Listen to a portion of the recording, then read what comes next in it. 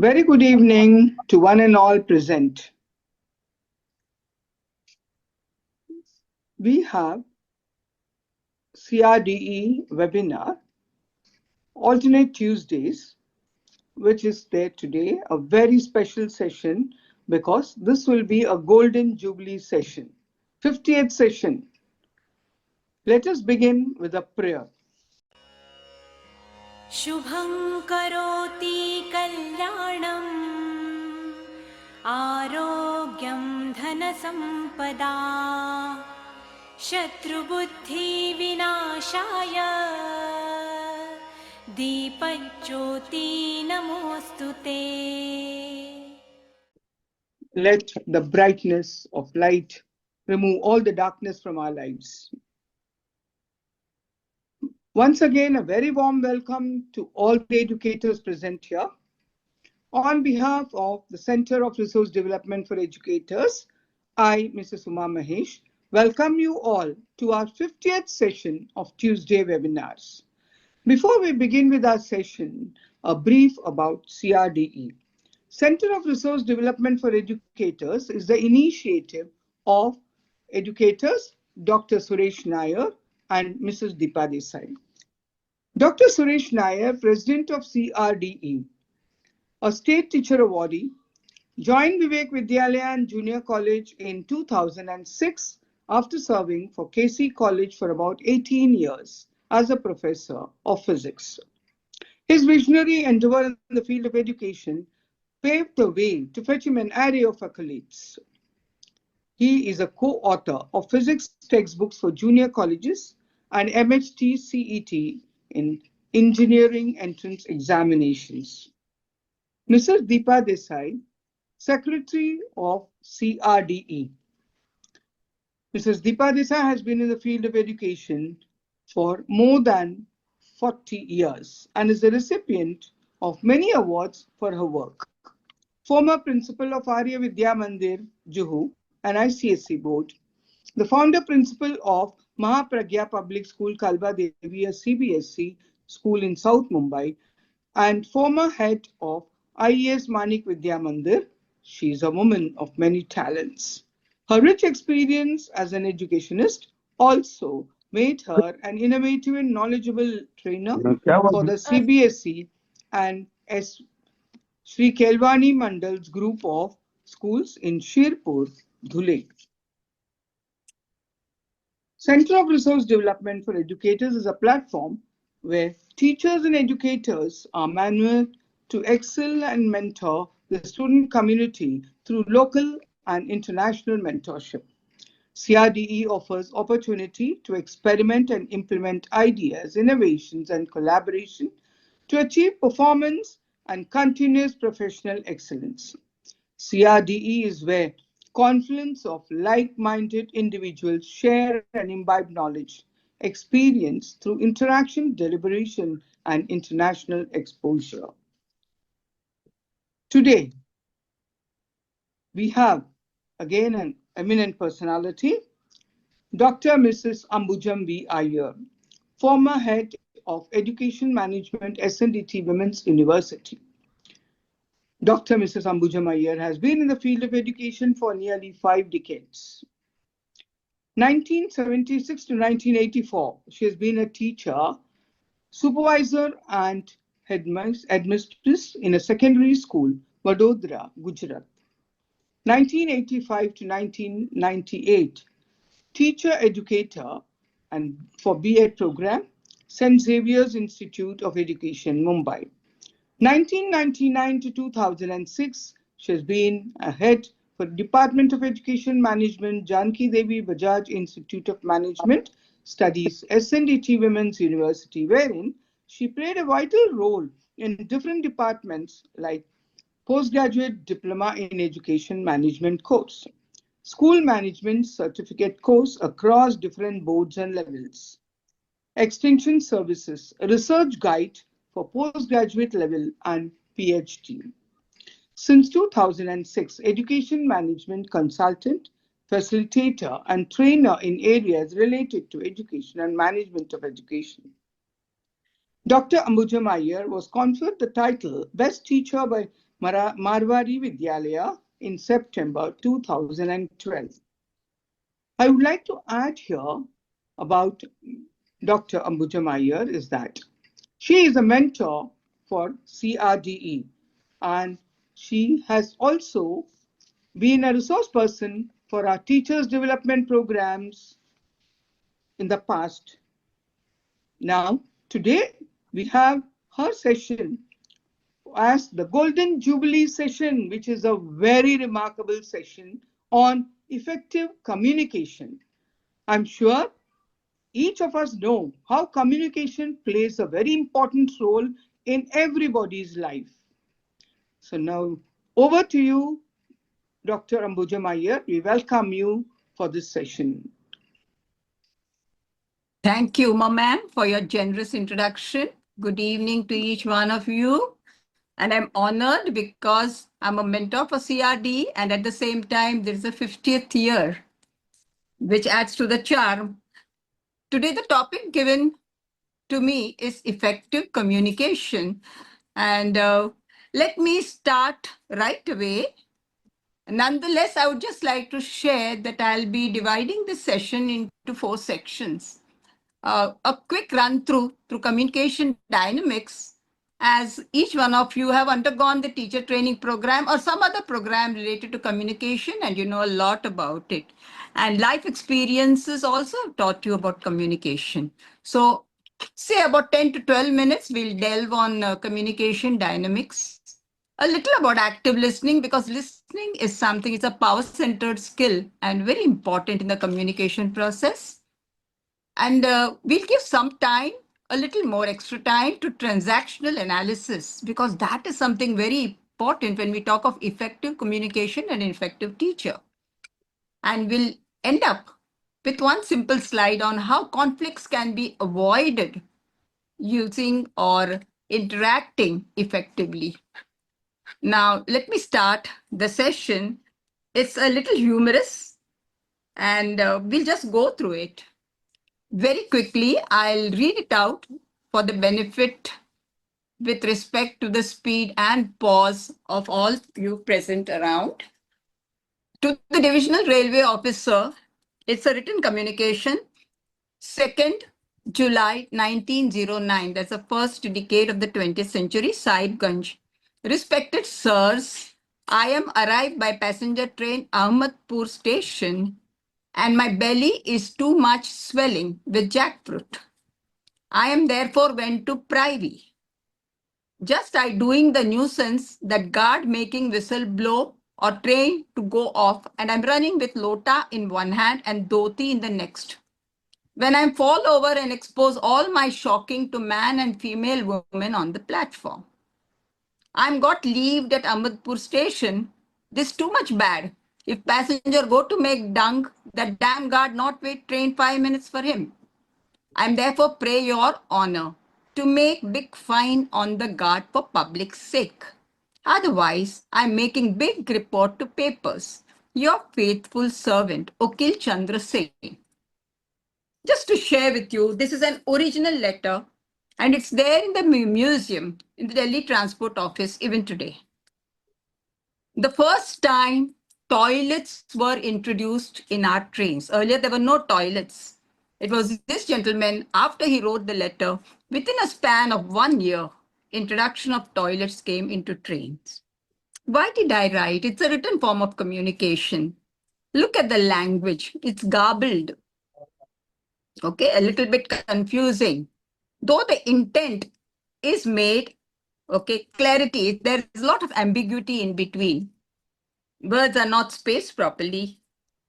And even the language used is a mix of the local and English. So it may be a little difficult. This is just to lighten and to set the mood for the presentation. We go to the next slide and make it a little more serious. We'll just look at this slide.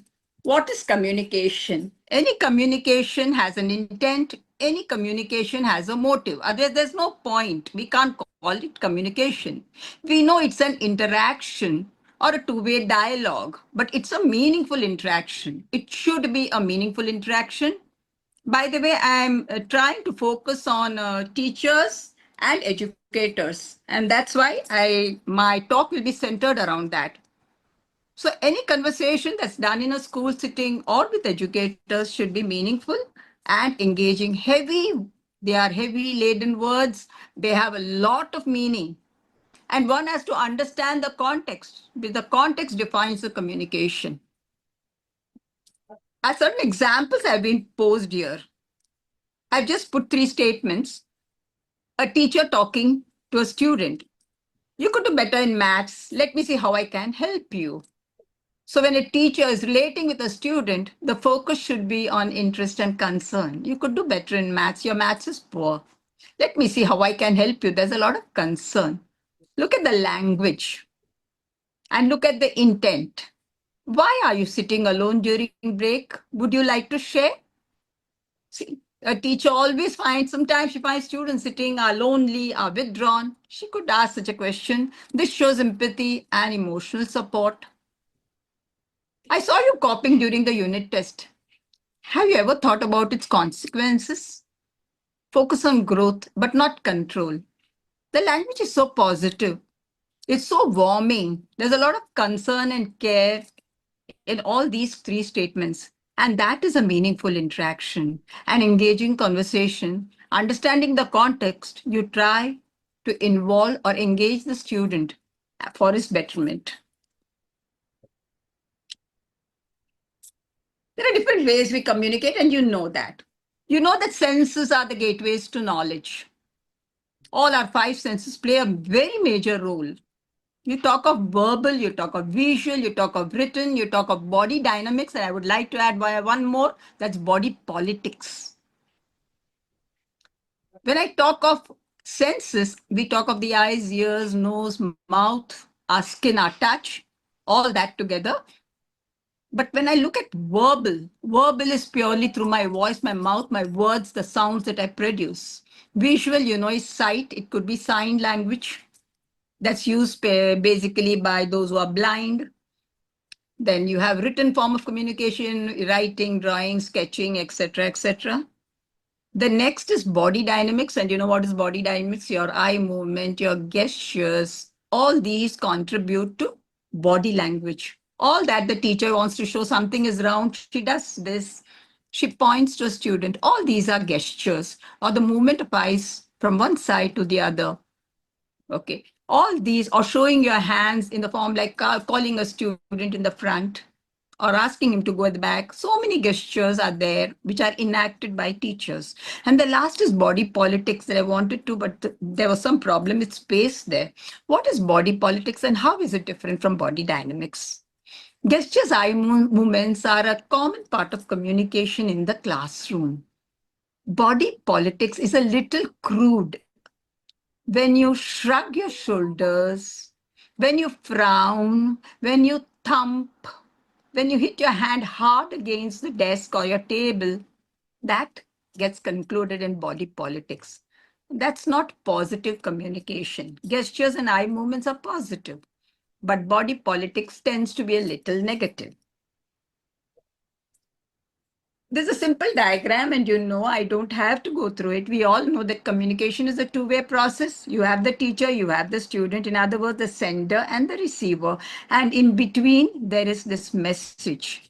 Now, between the sender and the message, there's a lot of encoding done. Encoding is very important. Why? The language, the teacher uses the vocabulary, keeping in view the age level and the maturity level of the child. Is she using the proper language? So when she's encoding, she has to look at the context, she has to look at the subject and accordingly encode. Message includes medium also. By medium, I mean it could be a visual medium. She's speaking and using a visual medium. It could be a mixture of medium of visual and audio, a multimedia. So message is that. So all that she's encoding passes through as message and finally is accepted by the receiver. The receiver has to decode that message. Encoding and decoding. Telegraph, we had that. We had that machine which would encode and then it would be decoded by the receiver. Similarly, Every student is like that telegraph machine. He has to decode all the information spoken by the teacher. He has to absorb every bit of it. Her eye movements, the way she points her hands or shows some movements which are very, very impressive and important in learning. All that has to be taken by the receiver. It's not only words alone. Everything has to be absorbed by the receiver, and he gives a feedback. He may show a questionable face. He may be happy over it, smiling. He may even give a thumbs up also and say, I've understood, or nod his head. So that feedback is sufficient. It goes back to the teacher. And the teacher and the communication process goes on and on. If the teacher gets the message properly from the learner, then she goes ahead. It's proper right message. Yes, let me proceed. Sometimes she finds the class is a little disturbed, not understanding what is being spoken. She once again tries to explain. So it's a cyclical process.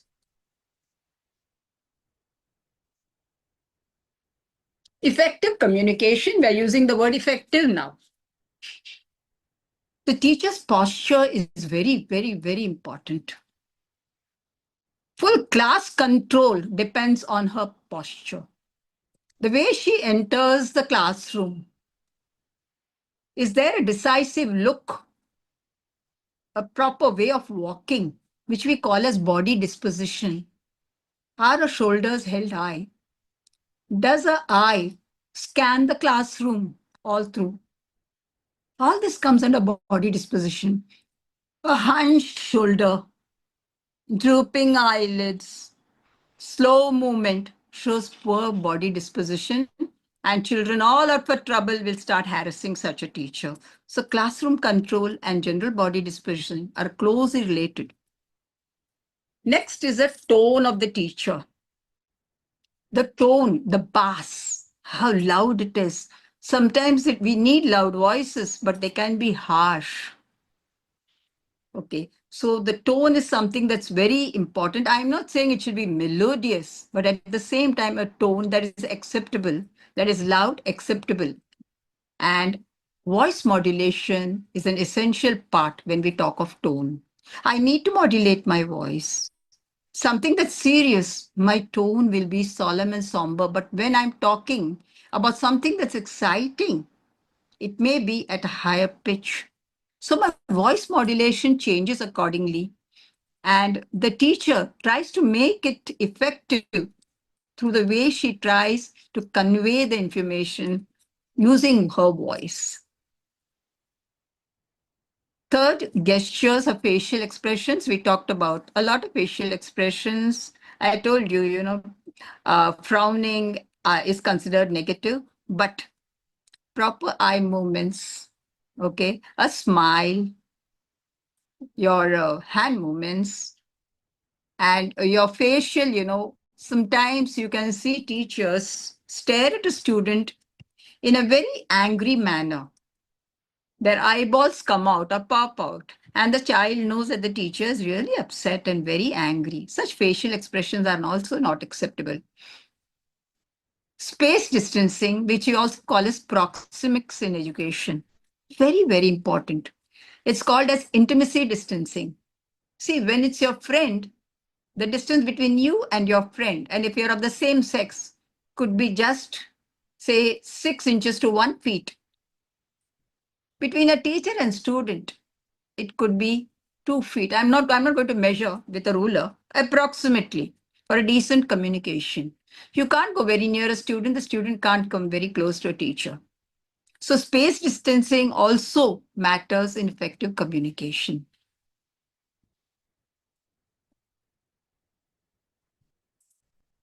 You all know about communication barriers. Barriers are those which hinder communication or make your communication ineffective. Okay, they stand as hurdles, they stand as obstacles, and don't help the teacher proceed in a harmonious manner. And what causes these barriers for a teacher? Content mastery. Something which is very, very important. When you talk of content mastery, we talk about the depth of the content. Has she updated herself with the content that she's dealing with? And has she really made a difference? If it's in the textbook and she is going to repeat it, that alone is not content. One delves into the content, one sees into the larger horizon of the content, scales the content up and down. That is content mastery. 100% mastery over content is very, very important for a teacher before she enters the classroom or touches any topic. She has to research on it before she enters. It could be any topic, the simplest, because there are challenging students, and today it's more challenging because of technology and the digital media. The second is teacher personality, a lot of which has been discussed in the previous slide. A teacher personality basically includes a teacher's disposition, a teacher's voice, bass, the intimacy, the space that she keeps, her gestures, and finally, how she manages time. That comes under teacher personality because time management is something very important. Sometimes you see teachers finishing a big chunk of content in a very small amount of time because they go through it at such a speed that students fail to understand what the teacher is speaking. Okay, so time management also gets included in teacher personality. Physical discomfort. Now, there are two here. Either the teacher sometimes has some, she's a little disabled, she doesn't have a limb, or probably her vision is poor. The other type of discomfort you could look at is her positioning in the classroom, which is very important. And we have seen this often happening in classrooms. There is a big pillar right in front of her, and then she has to shake her body left and right to see her students. We have seen this in schools. Or the fan is not right about her and she's sweating. There are no fans. The ventilation is very poor. Lighting is very poor. Now, this creates some sort of discomfort for the teacher and could act as a barrier in communication. Sometimes even handling visual aids, like suppose she has to show a map, she has to show a picture. There she's stretching her hands out and the entire class cannot see it. Means what? The class does not have a nail on the wall or does not have a proper map stand. So these are some physical discomforts, and as teachers present here, you all can add many more to it. Her presentation dynamics. Voice modulation, we have talked about. The second is her vocabulary. The same topic for a class 5 student and the same topic for a class 8 student. Human body, digestive system. What vocabulary you use for 5th, you cannot use for the 8th. Your vocabulary is a little higher in the 8th. So one looks at the context, uses the right vocabulary. It should be age appropriate and class appropriate. Fluency is another aspect. If you're not fluent, children are not attracted to you, whatever you are speaking. They don't find it appealing. The communication is left halfway through. That acts as a very strong barrier. Fluency in communication is very important, and for that, vocabulary is very important. Clarity, unambiguity. It should be very clear and very, very precise what you want to tell specifically and exactly. Often, communication is such, it's so ambiguous, like I showed in my first slide. Though it was a written communication, there was a lot of ambiguity present. So when the teacher is poor in her vocabulary and she's not very fluent, the problem starts. This is one structural aspect of grammar that's very, very important. So one needs to be proficient in the language if she wants to be fluent and clear. Pronunciation and diction, especially in a country like India, is very common.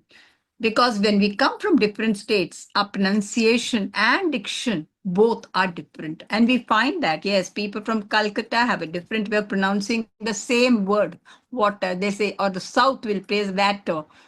Okay, so the way it's pronounced, the diction is something that should be corrected. We cannot give this as an excuse. Once we take teaching as a profession, we should be clear about our pronunciation and our diction. And the speed with which we communicate. Are we too fast? Sometimes they do say, I don't know how far it is true, But even empirically, it has been told that people from the South have a tendency to speak very fast. People from the West are tolerated. People from the North are very slow. So speed also needs to be balanced. And that once again comes through practice. Even how to use your microphone is something very important, which I had to learn the hard way. You cannot go very near the mic and speak. You have to at least keep yourself 4 to 6 inches away from the mic. Okay, but very often we tend to keep the mic very close to our mouth. And the noise is jarring, not very pleasant for the listeners. I'm taking a break here just to find out that whatever I've spoken, was it relevant and did it help?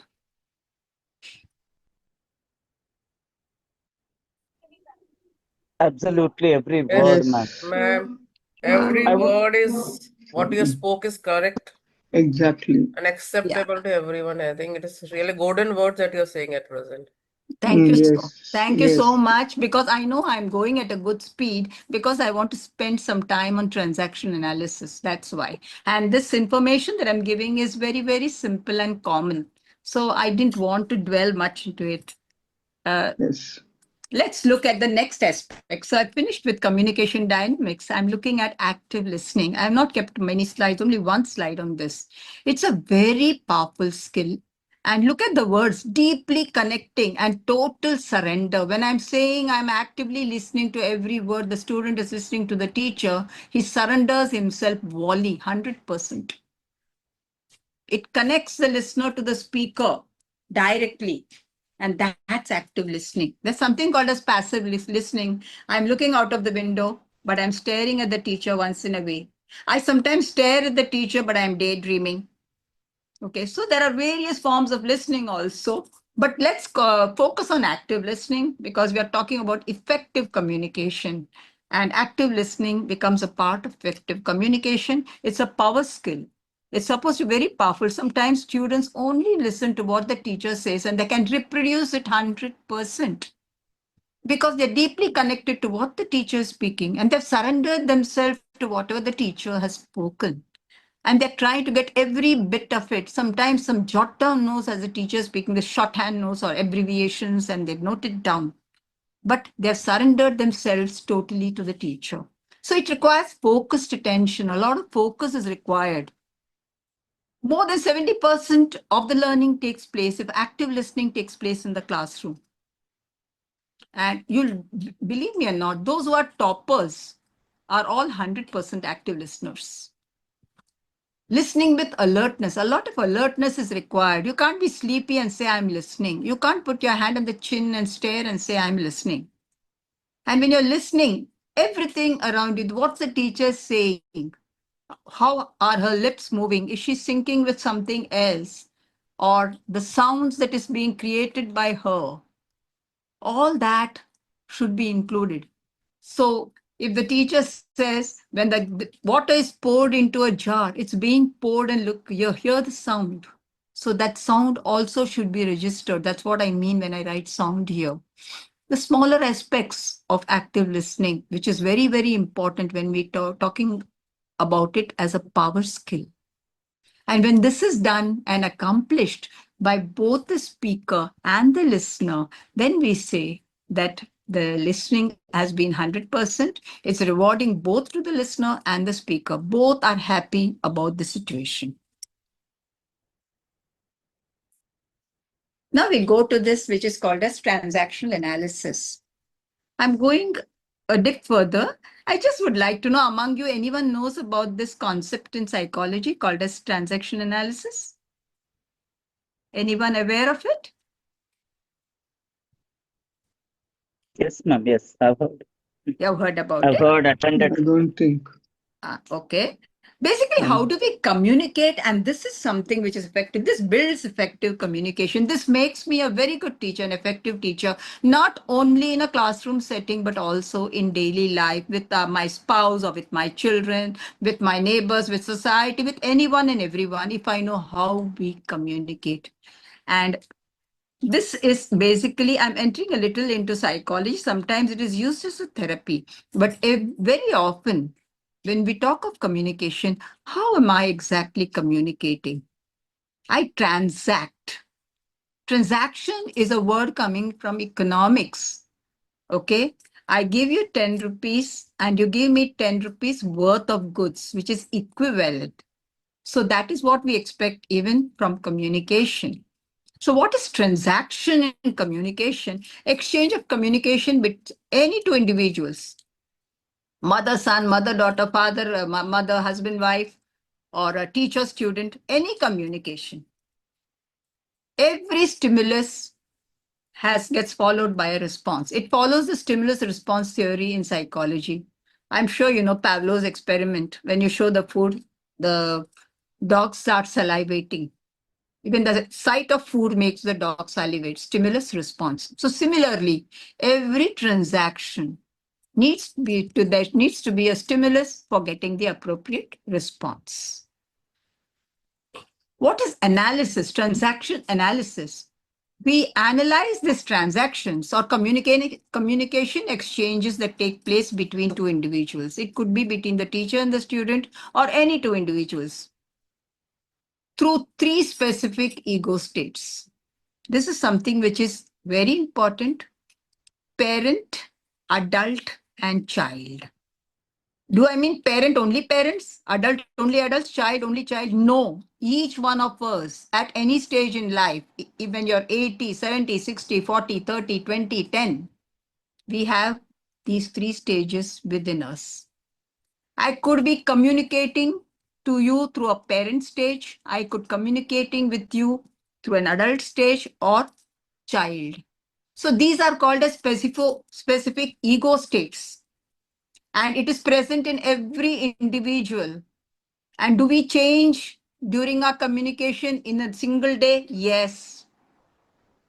I may be a parent when I am with my husband or children. I may behave like an adult in a school setting. I may behave like a child when I go for a party. So my ego states may keep changing, but they should be acceptable. They should be making me better. But I'm going to focus more on a school classroom situation, an educational setting. I'm not going to, I may take examples from outside, but I'm going to limit myself to classroom settings as far as possible. How does this help? When I know at what state I'm talking from, my communication skills automatically improves. My relationships with others improves. I'm aware about what I'm speaking. I know I'm not hurt the other person. Often there are people who tell you, shut up, I don't want to talk to you. Okay? They are not bad, but they have blocked the communication. They have blocked the communication. You don't want to go any further with that person. You say, I don't want to talk with that person. You're offended. Now, TA helps you to find out what type of communication is the best. So we move a little ahead now. As I told you, there are three ego states. First is a parent state. Second is the adult state. And third is a child state. What does that parent ego state, or where does it originate from? It originates from authority. Some children are built like that. Some people are built like that. Okay, it comes from authority. Adult ego state is a matured state. It's a thinking state. It's a very scientific and a reasoning state of mind, and communication takes place accordingly. A child ego state is emotional. It could be a child who just says he tries to listen to every word of his parent, teacher, friends, everything. Or it could be a husband who listens to his wife and is called henpecked also. It could be a curious and a creative child, or it could be a resistant child, a child who's noisy, a child who's loud, a child who's arrogant. That's a resistant child. Brief understanding, we'll go a little bit into it. The first is a parent. I'm going to give you live examples, so don't get hassled by the figure. We have two kinds of parents in us, including me or each one of us. One is a controlling parent and one is a nurturing parent. A controlling parent is one The word control itself tells you what's a control or who is a controlling parent. A parent who tries to control people and situations. And that's it. That's what. Do this, stop that. Look at the language written there. Okay? Any statement is just a control. And I'm the boss. Listen to me. That type of a communication is called as a controlling parent communication. For example, if the husband tells the wife, do as I tell you, you can't spend money more than this now. I'm not going to give you anything more. Controlling, he's acting or coming from the stage, ego stage of controlling parent. A nurturing parent, on the contrary, for the same situation, looks at it from a growth manner. Growth. Nurture means what? To grow amicably, to grow in a nice way, pleasant way. So we'll use a pleasant form of communication. It's okay. You did a mistake now. Next time we'll not repeat it.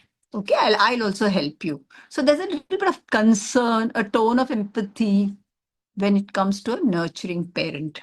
So the same communication when you have with your student also, I'll give you examples later. The second form is adult. Adult always looks for a rational and a reasonable way of thinking. A teacher comes late to school by 5 minutes. And if the principal is relating at the adult level, the teacher says, sorry, sir, I'm late. What will the principal say? Oh, yeah. But I would also like to remind you, there are some things like, if you're late 3 times, you're going to lose 1 casual leave. Are you aware about that? Providing data and making the teacher understand that don't repeat it. Just try to come, time yourself a little early. So he also offers advice at the same time. That's a matured way of communication. There could be a principal. Okay, you better come late. You have come late. Better see that it's not done next time. Or, you can face serious actions, okay, against you. A principal can retort in this manner. So he's playing the role of a controlling parent. So even in a communication, the adult form of communication is matured, reasoning, and there is a lot of scope for growth in the individual when this communication takes place. So when we're dealing with adolescents, 7th, 8th, 9th, 10th students and above, this form of communication really helps. And you'll find such classrooms are always silent. There is discipline, there is growth. Wherever there's a controlling parent, a teacher who tries to control or bangs the duster and says, I want the class to be no noise here and I won't tolerate this controlling parent, then that particular classroom will not be noisy, temporary control achieved, in the longer run disrespect. And probably they'll imbibe these behaviors in the later life. So one has to be balanced everywhere. The third, you have 3 actually. Adaptive child. For everything, there is a surrender. Why did you do this mistake? Sorry, ma'am, I won't do it next time. There is surrender. There is a sorry. There is a please. There is something where, there is sort of fear. There is a sort of, I will be punished and so I have to behave like this. That type of child is called as adaptive child. He adapts to situation in such a manner that he always want to see that he's forgiven. He's the appeasing type. He wants to please others. Okay. So you find many people also, you may not like the sari color, but to make the other person happy, you'll say, oh, you like the sari? Yes, I like it very much. It looks really great on you. Adaptive child. You want to be included in that particular group. So this is your dialogue. The person who's a controlling type, what color you have chosen? The sari color is really nonsense. It won't look good on you. Controlling. The nurturing would say, yes, but a lighter shade would look better on you, I think. Nurturing parent for the same dialogue. Look at the way the same dialogue can be stated or positioned under 3 different states. The other one is the natural child. The natural child screams, wow, the shouting and the screaming and excitement is so much. Oh, I got 10 on 10. I'm great. And this, the talk is so exuberating. They are always in high spirits. They only know to shout, they scream.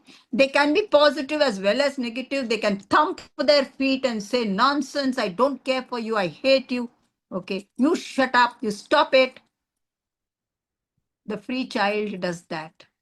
Either they are exuberant, or on the other side, they can be demeaning. The little professor is present in all of us. We are curious, we are creative. Okay, so I'm not touching upon little professor. We look at only these categories. Any questions till now?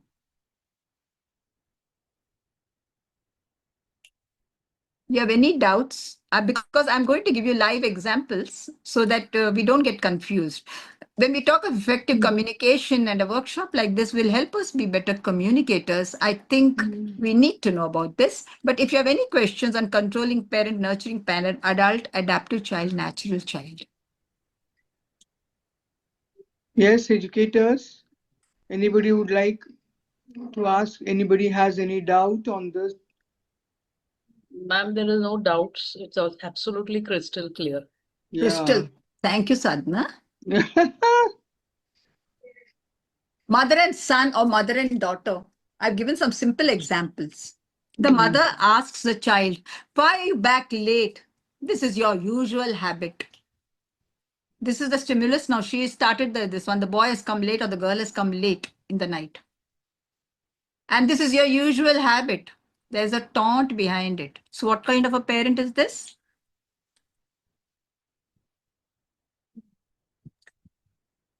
Can someone say what kind of a parent? Actually, Control. critical parent. A critical parent who likes to be critical about the situation. Look at the boy or the girl has responded so well. There was a traffic jam, so I was held up. In a very, very calm tone, there was a traffic jam, so I was held up, giving a reason. So what kind of a communication is this by the student or the child, I'm sorry? Matured, adult. Mature, adult, exactly. So those, see, these are called as cross transaction. The mother is rough, but the child gives a reason for coming late. Though the mother, this is a usual habit. Some child may say, yes, I'm going to be like that only. What are you going to do? The response could be that. Then that would be a natural child who screams, who shouts, and who disobeys.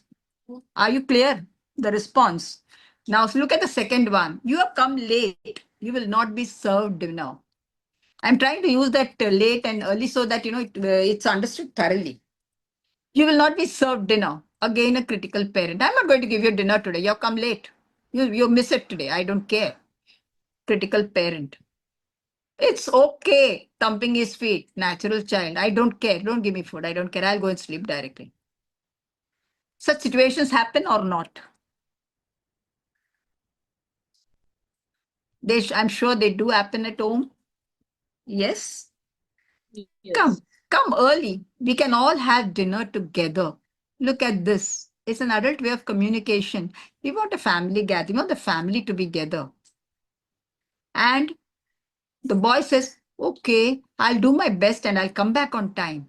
Adaptive child, a child who wants to please his parents, appease his parents. He could have been a little adult-like and said, I'll try my best, but I have got X, Y, Z tasks to be completed. And only after completion, I can make it. Then it's an adult response. But if he's going to say, I'll do my best, okay, I think, you should excuse me because if I come late, all these type of surrender type of communication. And what happens over a long period of time, and let's look at it very quickly.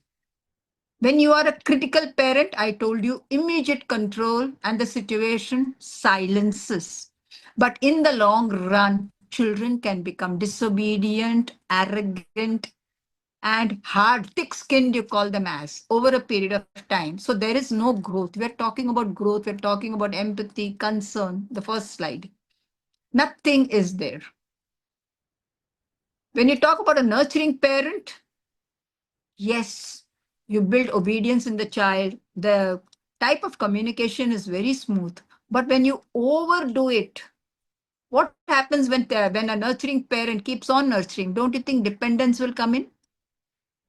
Every time you tell him it's okay, we'll do it next time. It's okay, I will help you. What happens to such a child over and over again? If this type of communication takes place in the house, there's a lot of dependence. My mother is there for me always. My teacher is there for me always. Okay, and that type of dependence comes into play. In other words, a moderation is required in each of these three ego states. Look at the adult state, which is the best for growth, because it is rationally looked at by both. There is a reason. Even when we look at debates on the TV, sometimes it's so irrational. Just blaming or picking up on others just for the sake of it. No data provided. Okay, then that's the time you see what a nonsensical debate it is. There's no adult way of interaction. What about the natural child? The natural child, the adaptive child who tries to say please, sorry, etc., etc. He tries to surrender himself. He's non-complaining. He's compliant. And as a result, his self-esteem can turn to be low. His confidence levels can be low. Okay. So it's not good for the growth of a child to be always on that end. He should know the situations when he should behave that. He has done some mistake, he can say sorry, and at that time become an adaptive child.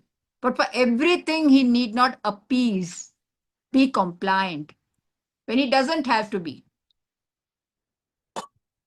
And the last one, natural child.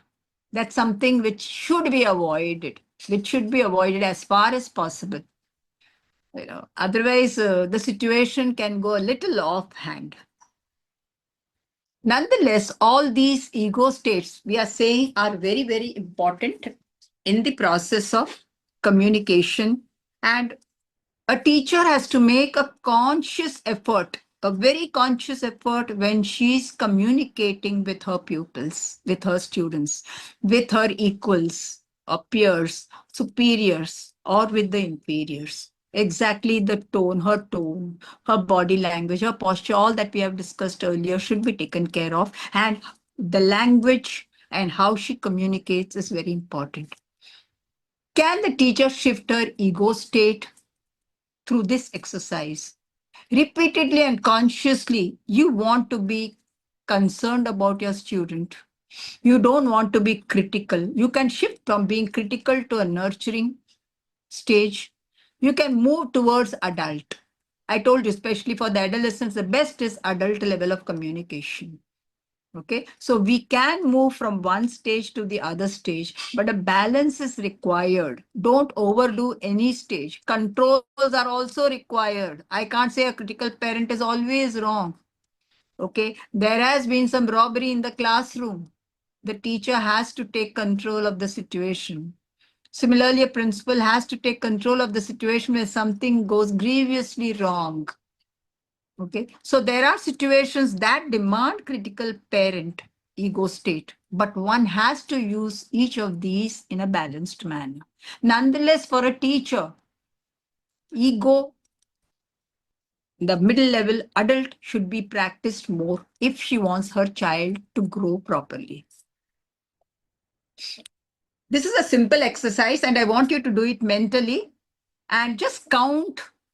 There are 5 columns. You already know CP, NPA, NC, and adaptive child. Tick those words that you use most in your communication. I'll give you 2 minutes. Just tick means you just write 1, 2, 3, 4, 5, this word, this word, this word. Number of words, you just let me know the numbers.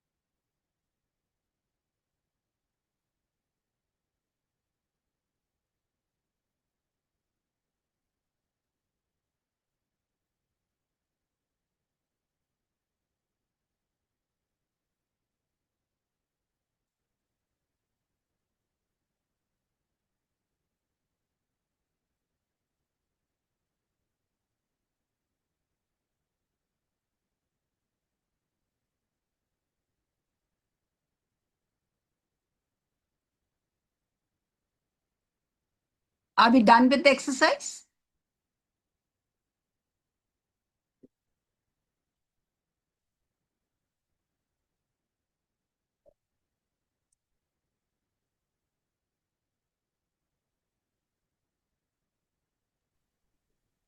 Yes, ma'am. Yeah. No, and I don't want to know also. Now, look at the first column. Never, should, must, don't. Never do this. I'm going to punish you otherwise. When we use such words, never, should, ought, must, don't. In the voice, we are critical, we are sneering, we are disgusted, we are authoritative. We point fingers in our gestures, we frown, we are rigid. Our body becomes very rigid and we are judgmental. Then we all come under critical parent. So look at, there are about 12 words. Now see, at least if there are 8 and more, then you should be concerned if it's coming under critical parent. Okay. Actually, there are many more words. I've reduced them. I've got a big exercise. I've shortened the exercise, just for managing it within the time period given. So I'm shortening the entire session also on TA. And if I use good, splendid, love you, careful, loving, encouraging, there is a nurturing parent. These are the words that can be used. So next time when you're communicating, think of being encouraging, think of being sympathetic and empathetic, think of being concerned for the child. When you want to be at the adult level, correct, practical, alternative, objective, your voice is even, it's confident. You're very clear and confident about what you're saying. You're logical, you're calm, you're unemotional, you're alert and open, you're interested, you're evaluative. And then if you're a natural child, the one who screams, etc. Wow, ouch, super, mind, free, excited, loud, screaming, uninhibited, spontaneous, shrugging, curious. There are some children in the classroom, nuisance value is very high. They keep on dropping things. They keep on screaming, shouting, nudging, and doing everything can disturb a classroom setting. They come at a natural child. How you can interact with them and make them move towards adult. The last one, I told you, those who suffer from compliance, whose self-esteem is low. Please, thanks, sorry, excuse me, whining, defiant, manipulating, apologetic always, pouting, sad, helpless, and compliant. The sum of these words which we tend to use in our vocabulary, in our daily life, and you perceive yourself communicating in a fashion, and which words you use most of the times, you should mark. And look at the numbers. If the numbers exceed 8 and beyond, it's a little difficult. If your adult this communication is marked well, then it's something which is fantastic. I hope you understood the exercise. Yes, ma'am. Very. Yeah, very good. Thank you. Yes, yes. Yeah, Yes. we come to the last Yeah. part, and before I Yes. proceed further, I don't know if you can see this book that I'm showing. It's called as Games People Play. They are mind games. I've just tested one, say 1/15th or 1/20th of the topic on transaction analysis. I'm not talking about their mind games. There are mind games played by people with ulterior motives when they are transacting. अरे इसको बराबर बताऊंगी आज. I'll show it this way. Okay, through action. So these are all games people play. If you read this book is by Eric Berne. And there's another book which gives you a full account of transactional analysis. And I told you, I've just touched 120. There are 4 areas. I've not touched strikes. I've not touched games, mind games. I've just done very superficially with you, only related to a classroom setting. Okay. There's another book by Jules Verne. Don't say yes when you want to say no. Most of us who come under the adaptive child who behave like that, we say yes even if we want to say no. If you're asked, you can take this lecture and you actually want to say no, but then you go and tell yes because you're so scared of telling no. Okay. Or you want to appease the other person, or you're so compliant and you want to be good in front of their eyes, the goody ones, okay, whom they call. Now, these people also, that book, talks about don't say yes when you want to say no by Jules Verne. And this is the book which talks about transactional analysis. This is used extensively when you go to HR, this rooms in corporate sectors, they have to undergo this sessions on transactional analysis. Okay, they are 36-hour sessions, continuous. They take them to some outstation for 3 days, and they're grilled. So how they interact with the general public, with their superiors, their bosses, their equals, or the subordinates. Yeah, it's something very important. The last slide is on conflicts. Conflicts do come in communication, and we need to avoid them. Okay, we cannot go ahead with conflicts amongst us. There are various ways of resolving conflicts. The best is avoidance. There's a proverb also, which I don't know, it's in my local language, that we just go away from that situation or don't even rub against that individual whom can be our potential sources of conflict. So avoidance is the best form, but we need to confront also. In school settings, we can't keep avoiding. Confrontation also. Confrontation in the adult manner, using the adult ego state, is the best form of dealing with conflicts. Though it's not a topic, conflict management is not my topic here. Some do's and don'ts for effective communication. Let us set clear rules. If the school has a set of clear rules, and we also need to set our boundaries and rules. And we need to be consistent about it. We cannot keep changing. Ask why and how. Okay, the why and how talks about adult level of communication. Why? Why is it happening? How is it happening? Do I have some reasons for it to happen? Even if it's a conflict? Stay calm. Allow curiosity to come in. We build ideas through conflicts. Something very surprising, no? When two people have ideas which are exact opposites, and one concept is there that is to be built, the best way is to allow curiosity to seep in and say, why is the opposite person thinking in that fashion? There should be a reason. Let me try to expand on it. And in that way, you build an idea. Acknowledge feelings, very important. When you talk of empathy, acknowledging feelings is very, very important. How is the other person thinking about it when I talk in this particular fashion? So when I'm talking, can I avoid this conflict? My mere talk. There are people who can really be hurtful during staff meetings or any other places, situations in school settings. One needs to understand and acknowledge the feelings that go within. Redirect gently. That's where I talked about allowing curiosity to seep in, redirect. You have a conflict between two people. How do you direct that energy in such a way that growth takes place, or you build on it? Very often, the head of the institution, who's a good leader, plays a very big role. Okay. He knows how to build a team. So he has to redirect all the energies very gently, maneuvering them in such a way that all are taken together. It's a journey of togetherness. Don't threaten or shame. The best people enjoy in the world is when I let another person down. That's the time of enjoyment. Don't do that with students or even with your peers or anyone for that matter. Over control, critical parent. There could be a situation of over control if you repeatedly do it. And then the students will start hating you. You don't be the role model then. React impulsively. Never do that. Who reacts impulsively? You just trigger one small thing and there they are screaming at the top of their voice or thumping. Okay, they don't listen calmly. Anything that's given to you, okay, listen properly, analyze it, then communicate. Adult level of communication. Argue emotionally is again wrong. Okay, that's blackmailing. Blackmailing this conversation, a communication is arguing emotionally. Don't personalize mistakes. Okay, you did this yesterday. Okay, and making a loud announcement of the mistakes. You personalize it, naming the person also. Don't engage in power struggles. Yeah, engaging in power struggles. Okay, that's the worst thing that you can do. Very often what happens in school settings are two teachers are sent for a seminar and the other two want to go and they're not sent. They are sullen, they feel bad about it, they harp over it. Okay, this becomes a power struggle later. It builds into a power struggle over a period of time.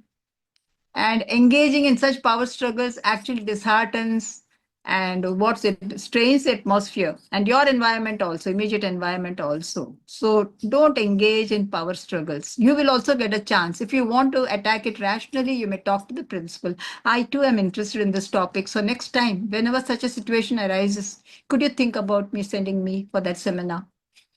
A proper way of handling in an adult manner. Don't mirror anger or fear. Okay, that can be disastrous because nobody will come near you. If you mirror anger or fear, oh, this person is always very harsh, very brutal, and responds very critically. I don't want to talk. So don't mirror anger or fear. So conflict avoidance. Conflicts can be avoided. So healthy forms of communication where conflicts can be avoided. Some more example on teacher-student interactions. This is just, I thought about it just now. I added just 15 minutes back before the session started. I thought, let me do some more. Between a teacher and a student, the teacher says, you never do your homework. This is carelessness. Where did this come from? Which ego state?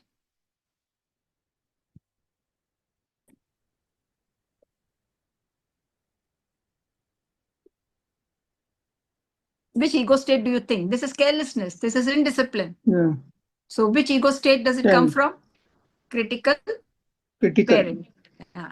I'm sorry, I won't do it again. Adaptive child. Or you can also look at it as adult. As an adult. Yes, I won't do it again. It depends on the context again. I'm concerned about the second conversation. I'm concerned about your incomplete homework. I'm concerned. Then concern comes in, it's a love. So it's nurturing parent. Nurturing. I'll finish it during recess, ma'am. Once again, adult. Adult. Yeah. Look at the third one. Incomplete homework. Why did you not complete it? Student. I did not manage. I'm sorry, it's in man's is written. I did not manage my time well. I will submit by tomorrow. The teacher is at the critical level, but the student is at the adult level. Adult. Yeah. Okay. But you can even take this as the incomplete homework. Why did you not complete it? You can even look at it as the adult level where reasoning comes into play. Why? Give me some reason why did you not complete it? There's reasoning. So you could look at it as adult level and the adult level response. I did not manage my time well. I will submit it by tomorrow. So when you look at each of your communications, sometimes there are divorces taking place in families between the husband and wife. The talk is not very pleasant. And you see harmony missing, children are disturbed. So you just try to look at the type of the language that you use, the tone that you use, the transaction, in other words, that you have done, and the response you're getting. That's why you get such a response. We are very often angry with our spouses also because of their meek reactions. But why does it take place? You should see your way of communicating also. So they say in Hindi, ताली एक हाथ से कभी बजती नहीं है. So, two hands create a sound, or a clap creates a sound. So you require two hands for it. So even the one person, one individual, A and B, both are equally responsible. Avoidance of conflicts in every situation, effectiveness in communication in every situation, irrespective of the situation, of the place. It could be home, it could be workplace, it could be a school elsewhere. Okay. How you communicate is very important. Thank you.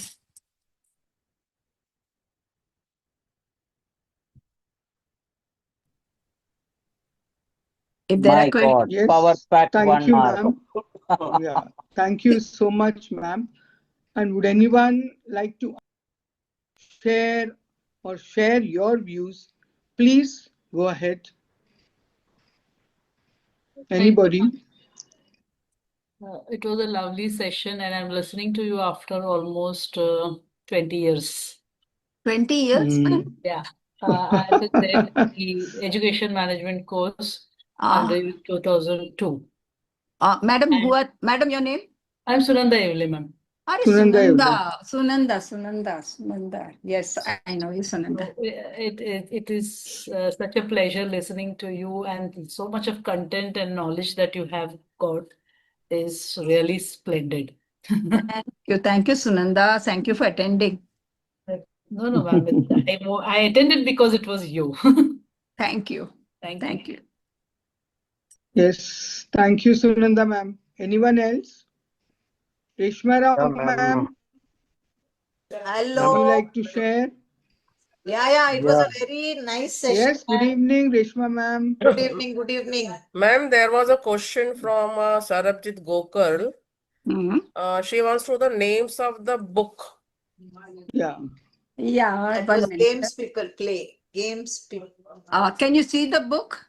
Games people Games play. people play. No, ma'am, just little bit up. Yeah, Ahead. Can take it to the center. little bit, huh? We can't see the full name now. Yeah. Games people play, ma'am. It is games people play. Yeah, Author? it's a Games. wonder. Games people play. There are mind games. Ma'am, who is the author? The author is Eric Berne. ERICBERNE. It's a wonderful book. It's a wonderful book. And if you read through, you'll really understand how we destroy ourselves communicating in the wrong way and destroy relationships because of that. And the Okay. second book? The second book, I don't have it with me now. Never say yes when you want to say no.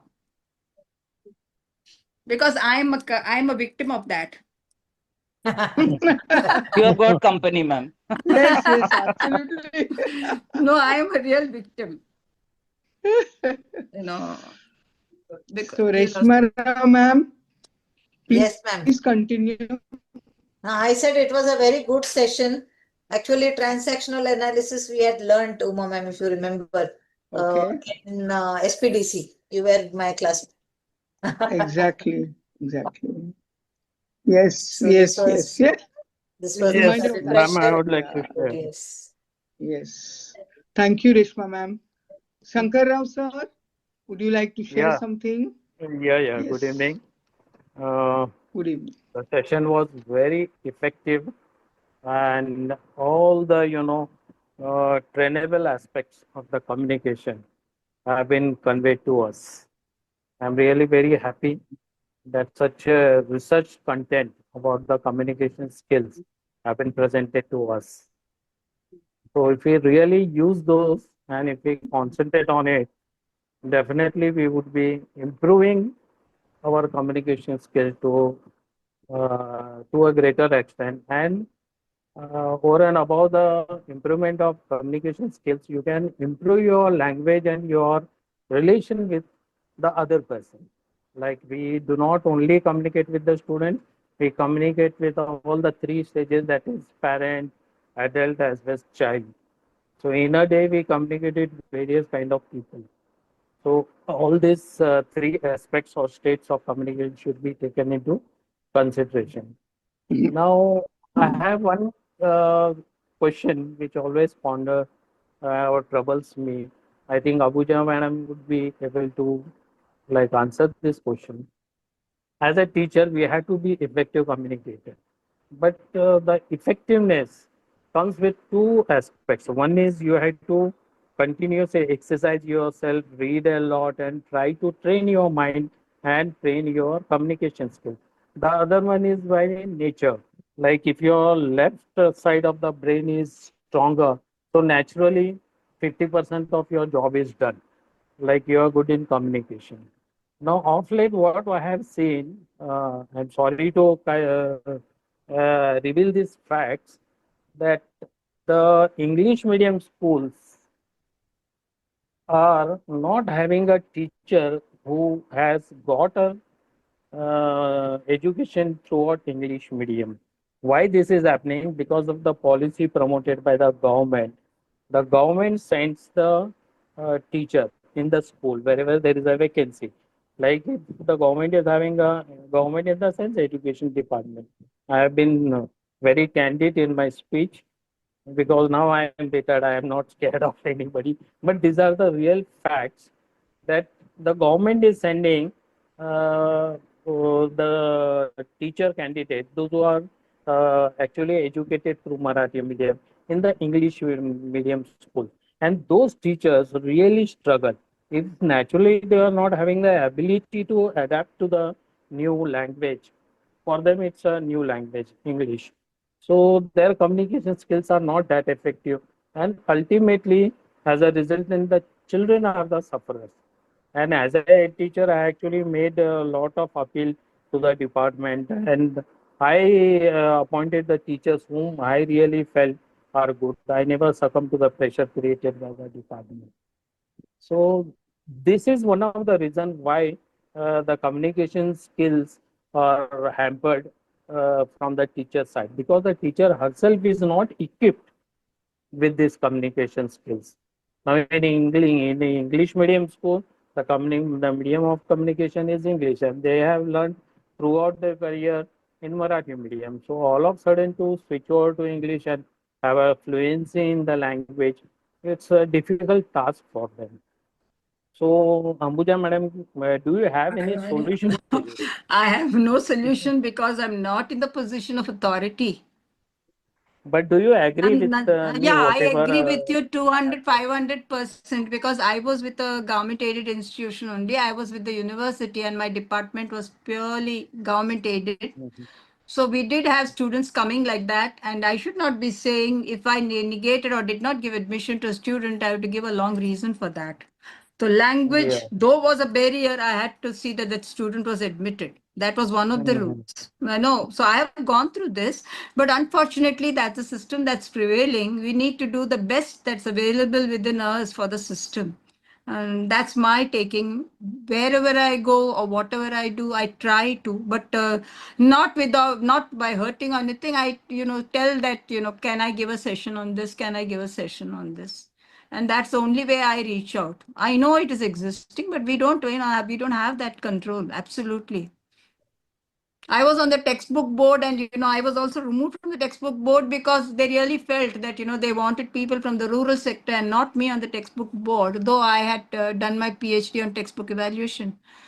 So I felt a little low that time, but these things are to be Taken care of. taken care. No, that will be taken care of, and I don't think we are going to go from bad to worse now, especially in the state of Maharashtra with Marathi going to be compulsory and students wanting to go abroad. There's going to be a mismatch. There I'm will not be saying definitely a language, but mismatch. good language does play a role, Yeah. does play a role. No, you be very good in your own local language. It's very good. Yeah. Yeah, madam. Okay. Thank you, Shankar sir, Yeah. for sharing Thank you your for giving. Anybody else? Anybody else would like to share? Lata ma'am, Sadhna ma'am, Samruddhi. Power pack session बस हो गया madam को थोड़ा rest लेने दो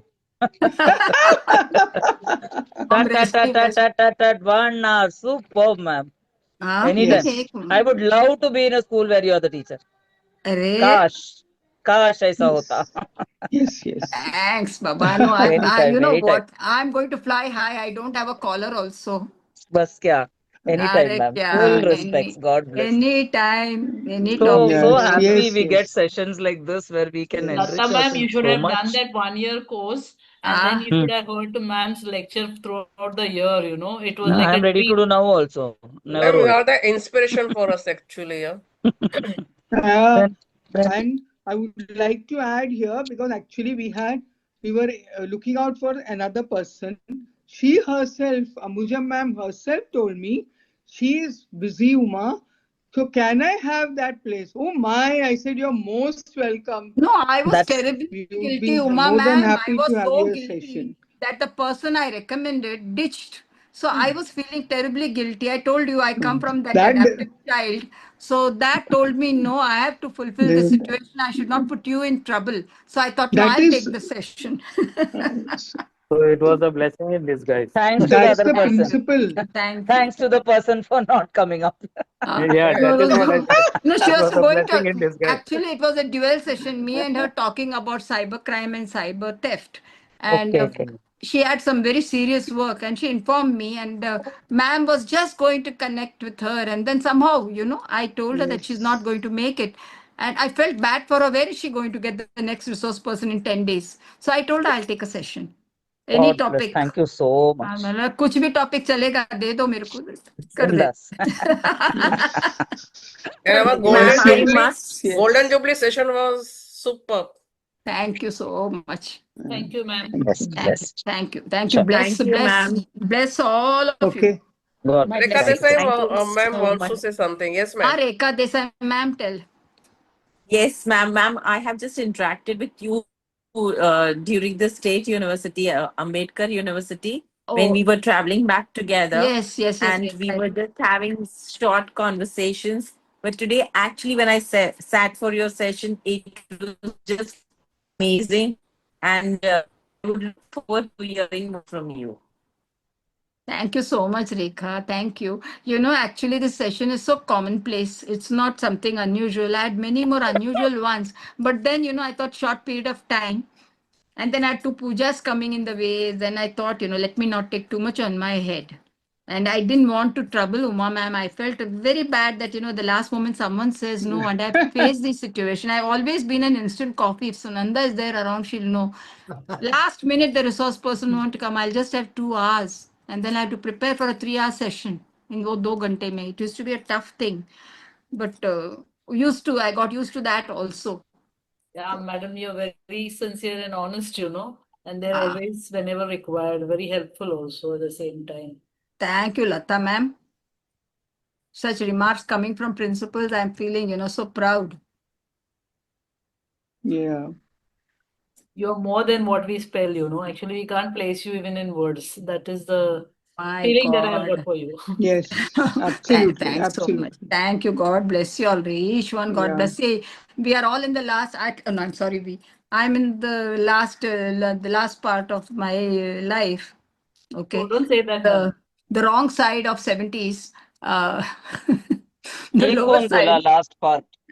क्या हाय हाय, मालूम, ये कौन you बोला? know, I only want to be relevant and I update myself. I update myself, and I prepare myself. I research for That's the such inspiration, questions ma'am. That's that what can be inspires us. questionable, that questions that can come up. I Yeah. research for those questions only, not my content. Those questions that can arise. That is what I prepare for, actually. Yeah.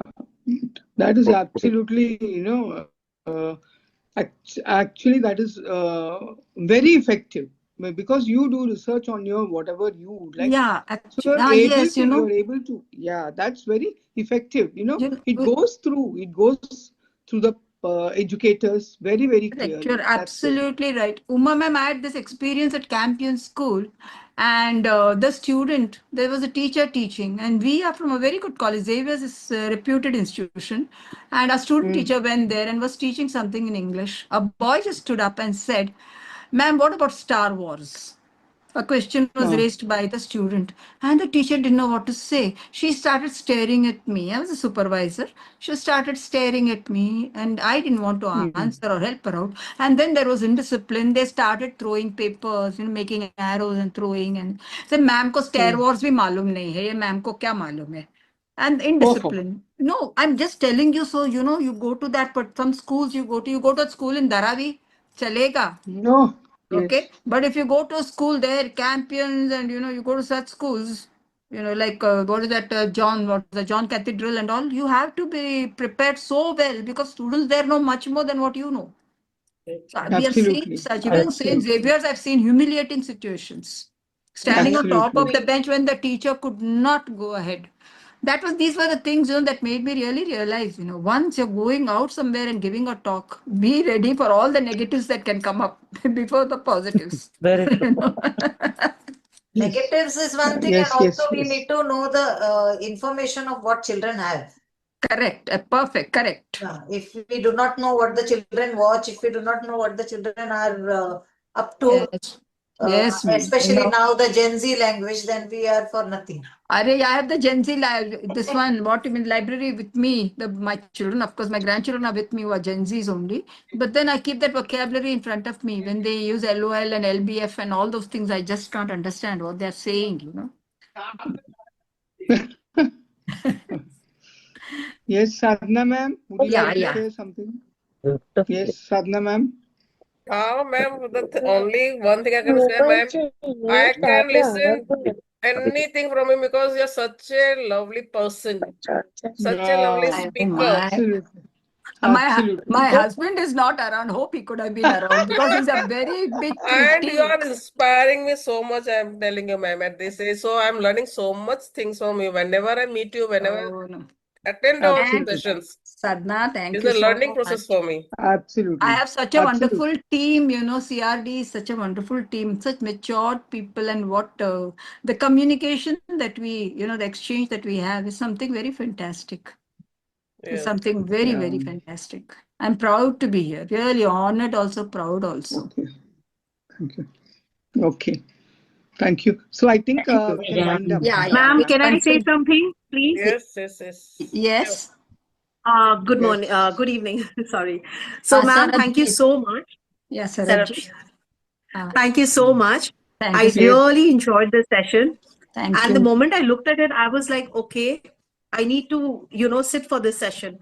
But it was so informative, and seriously, I will definitely try it, Thank you so much, ma'am. Yeah, Appreciate yeah. And I'm sure, dearly, if you go through that book also, it will help you. Yes, that's why I asked you for the names. Thank you so much, ma'am. I've noted sure, it. sure. God bless you. Thank you, ma'am. Yeah, Thank yeah. you, everyone. Thank Yeah, you. thank you. All the Okay. best to Thank each you. one of you. Thank you. Thank you, ma'am. Before Thank we you. Thank you, ma'am. Thank you before so we much. conclude this session, let me formally propose a vote of thanks.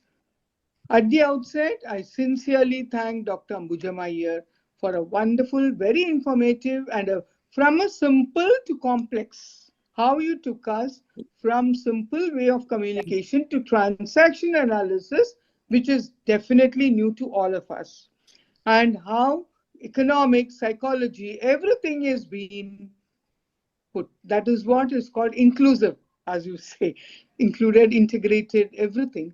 Wonderful session, ma'am. Thank you so much. Thank you. And Thank you. I sincerely thank Dr. Lata ma'am, Rishma ma'am, and Rekha Desai ma'am, Edwin sir, Shankar sirs, Samruddhi Girkar, Sunanda Imle ma'am, Sarabjit ma'am, each and every one of you for this wonderful session. I sincerely thank Sadhna ma'am to be always there with me. We coordinate, and that's how the session goes. I thank Dr. Suresh Nair and Deepa Desai ma'am, who are unfortunately missing this. Of course, they have the recording, but they have missed this live session. I sincerely thank them for giving me this opportunity to host the webinar. Last but not the least, the technology team for the wonderful support. Thank you, ma'am. Thank you. Thank you. Let us meet again. Yes, sure, sure.